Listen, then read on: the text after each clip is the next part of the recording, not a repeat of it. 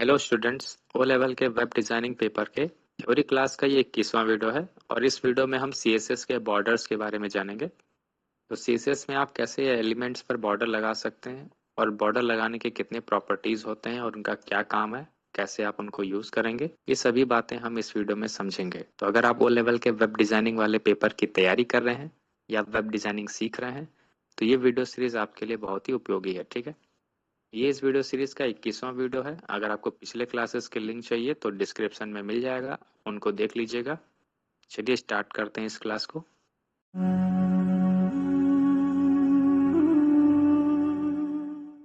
सबसे पहले हम समझते हैं बॉर्डर स्टाइल प्रॉपर्टी के बारे में।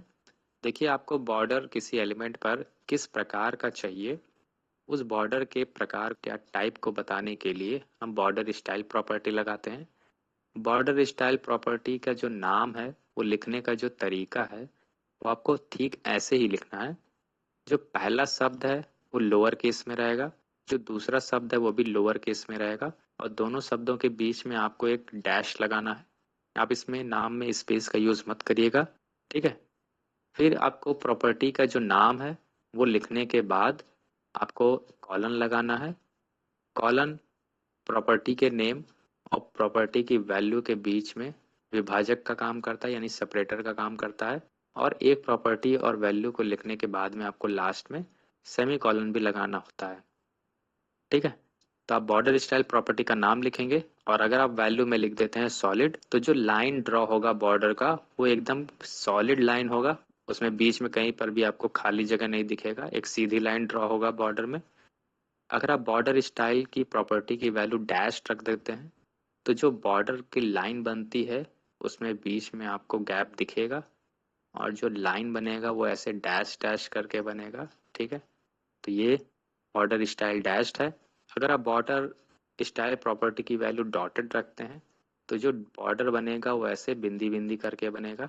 ठीक है, समझ पा रहे होंगे आप। अगर आप border style value double set कर देते हैं आप, तो आपको दो बॉर्डर दिखाई देगा आपके एलिमेंट के चारों तरफ।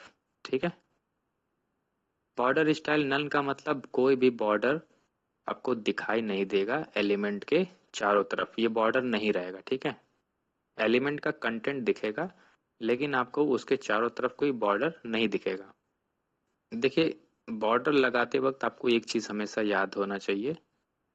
अगर आपको बॉर्डर लगाना है तो आप सिर्फ बॉर्डर स्टाइल प्रॉपर्टी लगाएंगे और कोई भी वैल्यू सेट कर देंगे तो उस एलिमेंट के चारों तरफ आपको बॉर्डर दिखाई देने लगेगा, भले ही आप बॉर्डर की किसी और प्रॉपर्टी का यूज ना करें। बॉर्डर लगाना है किसी एलिमेंट पे तो आप बॉर्डर स्टाइल सेट करके भी लगा सकते हैं, केवल यही प्रॉपर्टी कंपलसरी होता है बॉर्डर को लगाते वक्त। बाकी किसी प्रॉपर्टी को अगर आप नहीं लगाना चाहते हैं तो भी नहीं लगा। चलिए कोड में देखते हैं इसको कैसे करना है। सबसे पहले आपको यहाँ पे नोटपैड प्लस प्लस ओपन कर लेना है और उन बेसिक टैग्स को लिखना है जो आप हर HTML फाइल में लिखते हैं। यहाँ पे एक एलिमेंट आपको बनाना पड़ेगा। मैं यहाँ पे एक पैराग्राफ एलिमेंट बना लेता हूँ और इसके अंदर मैं एक छोटा सा टेक्स्ट रख देता हूँ। ठीक है, अब इस पैराग्राफ एलिमेंट के चारों ओर आपको बॉर्डर लगाना है तो आपको CSS भी ऐड करना पड़ेगा। CSS ऐड करने के लिए हम हेड टैग के अंदर एक स्टाइल टैग लगाते हैं। स्टाइल टैग के अंदर आपको सबसे पहले उस एलिमेंट को सिलेक्ट करना होता है जिस एलिमेंट पर आप CSS लगाने जा रहे हैं। हमारा जो एलिमेंट है वो एक पैराग्राफ एलिमेंट है और पैराग्राफ एलिमेंट का जो टैग होता है वो P नाम से होता है। तो हम यहाँ पे एलिमेंट सेलेक्टर में सिर्फ टैग का नाम लिखेंगे और वो एलिमेंट क्या होगा, हमारा सेलेक्ट हो जाएगा। तो पैराग्राफ एलिमेंट को सिलेक्ट करने के बाद आपको बॉर्डर प्रॉपर्टी लगाना है, बॉर्डर स्टाइल लिख दीजिए। प्रॉपर्टी का नाम लिखने के बाद आपको कॉलन लगाना है। कॉलन लगाने के बाद में उसको आपको वैल्यू देना है। वैल्यू मैं लिख देता हूँ सॉलिड। फाइल को सेव करिए। आउटपुट देखने के लिए व्यू मेनू पे क्लिक करिए, करंट फाइल इन क्रोम। तो ये आपको आउटपुट दिख रहा होगा जिसमें पैराग्राफ के चारों ओर आपको एक सॉलिड बॉर्डर दिख रहा है। ठीक है, इसकी जो चौड़ाई है और इसका जो कलर है वो बाय डिफॉल्ट टेक्स्ट के कलर पर हुई होता है। ये ध्यान रखिएगा, एग्जाम में क्वेश्चन आ चुका है कि जो बॉर्डर का बाय डिफॉल्ट कलर होता है वो किस बेस पर सेट होता है, तो वो टेक्स्ट के कलर के आधार पर होता है।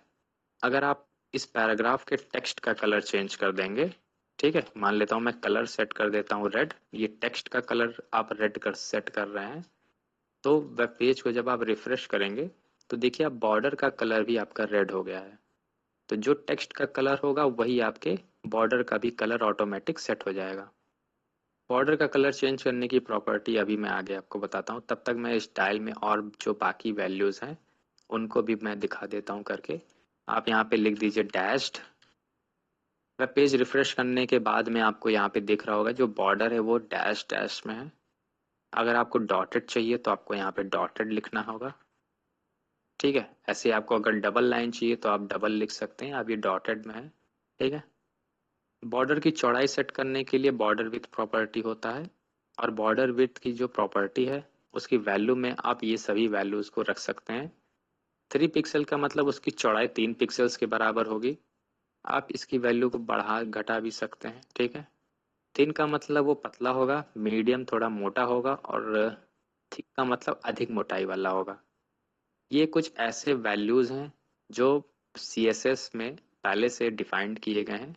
ठीक है, तो अगर आप वैल्यूज को याद नहीं रखना चाहते हैं कि आपने किन किन एलिमेंट्स पे कौन कौन सी वैल्यू सेट किया था, तो आप इन वैल्यूज को जो कि नेम्ड वैल्यूज हैं इनका भी इस्तेमाल कर सकते हैं। कोड में देखते हैं इसको कैसे करना है। आपको यहाँ पे लिखना है बॉर्डर विड्थ, बॉर्डर की चौड़ाई, और सबसे पहले मैं यहाँ पे वैल्यू नंबरिक वैल्यू दे देता हूँ 10 पिक्सल। फाइल सेव करके वेब पेज को रिफ्रेश कर दीजिए, तो ये जो बॉर्डर की चौड़ाई है अब ये 10 पिक्सल के बराबर है। अगर यहाँ पे आप डैश सेट कर देते हैं तो जो चौड़ाई होगा वो 10 पिक्सल होगा और स्टाइल जो होगा वो डैश हो जाएगा। ठीक है, अगर आपको हल्का बॉर्डर चाहिए तो आप यहाँ पे थिन लिख दीजिए, वेब पेज को रिफ्रेश कर दीजिए, तो अभी आपको पतला थोड़ा दिख रहा है। ठीक है, बॉर्डर कलर सेट करने के लिए बॉर्डर कलर प्रॉपर्टी है, और इसको आपको ठीक ऐसे ही लिखना है जैसे ये लिखा हुआ है, लोअर केस बीच में डैश। कलर की जो वैल्यूज है वो नेम्ड वैल्यूज भी दे सकते हैं, जैसे रेड है, ब्लैक है, ठीक है, ऑरेंज है, आप ऐसे वैल्यूज भी दे सकते हैं। अगर आप कलर को मिक्स करना चाहते हैं तो आप हेक्स कोड्स का भी इस्तेमाल कर सकते हैं। ठीक है, इसको हेक्स कोड कहते हैं, इसमें हेक्साडेसिमल के कैरेक्टर्स इस्तेमाल होते हैं। पहला जो 2 अक्षर होता है वो रेड के हिस्से को दर्शाता है, बीच के जो 2 कैरेक्टर्स होते हैं वो ग्रीन वैल्यू को दर्शाते हैं, और जो लास्ट के 2 वैल्यूज हैं ये ब्लू वैल्यू को दर्शाता है। तो कितना पार्ट या कितना हिस्सा आपने रेड कलर मिलाया है, कितना हिस्सा आप ग्रीन कलर मिक्स कर रहे हैं, और कितना हिस्सा आप ब्लू कलर मिक्स कर रहे हैं, वो हम हेक्स कोड में ही दर्शाते हैं। ठीक है, तो आप कलर को मिक्स भी कर सकते हैं। मिक्स करने के लिए फंक्शंस भी बना हुआ है। RGB एक फंक्शन है जिसमें आप रेड, ग्रीन और ब्लू के वैल्यूज को मिक्स भी कर सकते हैं। बॉर्डर कलर अगर ट्रांसपेरेंट करना है तो आप ट्रांसपेरेंट वैल्यू भी इस्तेमाल कर सकते हैं। चलिए कोड में देखते हैं इसको कैसे करना है। यहाँ पे आप पहले प्रॉपर्टी सेट कर दीजिए बॉर्डर, फिर इसकी वैल्यू आप जो भी देना चाहते हैं, मैं यहाँ पे पहले सेट कर देता हूँ ग्रीन। फाइल को सेव करिए, वेब पेज को रिफ्रेश कर दीजिए, तो बॉर्डर कलर अलग है और टेक्स्ट का कलर अब अलग है।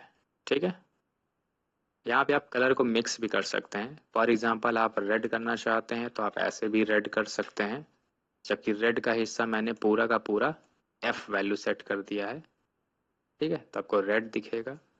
अगर आप इसके ग्रीन वाले वैल्यू को फुल दे देंगे और बाकी वैल्यूज को 0 दे देंगे तो अब इसका कलर ग्रीन हो जाएगा।